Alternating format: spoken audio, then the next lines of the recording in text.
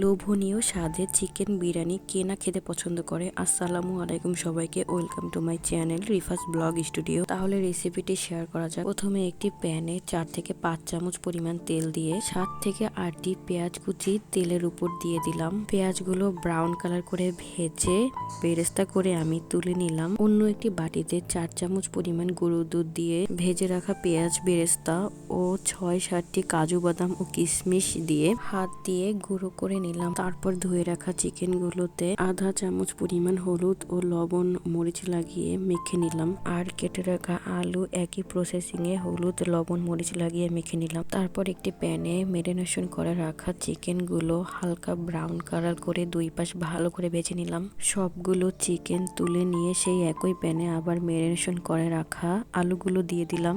আলুগুলো সেই হালকা ব্রাউন কালার করে ভেজে নিয়ে তুলে নিলাম। তারপর সেই একই প্যানে কেটে রাখা দুটি পেঁয়াজ কুচি, 6-7টি দারুচিনি, এলাচ, লবঙ্গ, গোলমরিচ, 3 চামচ পরিমাণ আদা রসুন বাটা, 1 চামচ পরিমাণ মরিচের গুঁড়ো, 2 চামচ ধনিয়ার গুঁড়ো ও ভেজে রাখা পেঁয়াজ বেরেস্তা সাথে 2 চামচ জিরার গুঁড়ো দিয়ে দিলাম। সেগুলো মাখিয়ে নিয়ে 3 টেবিল চামচ পরিমাণ তেল দিয়ে দিলাম। 3টি তেজপাতা ও বিরিয়ানির প্যাকেট মশলা দিয়ে ভালো করে নেড়ে চেড়ে নিলাম। অল্প একটু পানি দিয়ে মশলাটি কষিয়ে নিলাম। মশলার ভাব গন্ধ যেন দূর হয়ে যায়, তাই মশলাটি ভালো করে কষাতে হবে। 5 টেবিল চামচ পরিমাণ টক দই ও 3 চামচ পরিমাণ টমেটো সস দিয়ে দিলাম। সবগুলো উপকরণ ভালো করে মিশিয়ে নিয়ে ভেজে রাখা চিকেন গুলো দিয়ে দিলাম। চিকেন গুলো মশলার সাথে ভালো করে মিশিয়ে নিয়ে নেড়ে চেড়ে কিছুক্ষণ ঢেকে রাখলাম। ঢাকনা তুলে ভেজে রাখা আলুগুলো দিয়ে দিলাম আর সাথে 3 টেবিল চামচ পরিমাণ লবণ দিয়ে ও অল্প একটু লিকুইড দুধ দিয়ে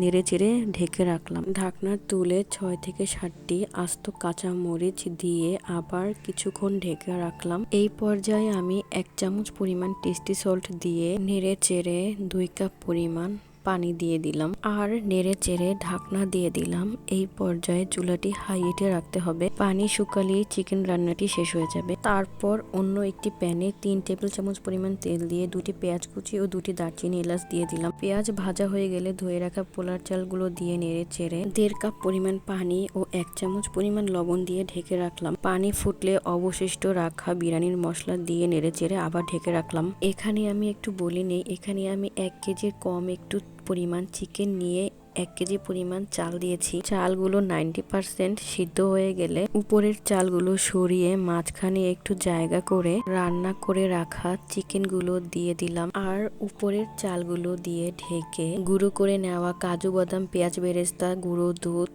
এগুলো দিয়ে ঢেকে রাখলাম। এখানে আমি একটি গরম তাওয়ার উপরে কড়াইটি দমে দিয়েছি। তারপর মাংসগুলোর সাথে চালগুলো মিশিয়ে নিয়ে 3-4টি কাঁচামরিচ দিয়ে আবার ঢেকে রাখলাম। এই পর্যায়ে রান্নাটি শেষ হয়ে যাবে। ঘরোয়া স্টাইলে এইভাবে চিকেন বিরিয়ানি রান্না করলে সবাই হাত চেটে পুটে খাবে। আপনারাও বাসায় ট্রাই করবেন। ধন্যবাদ সবাইকে।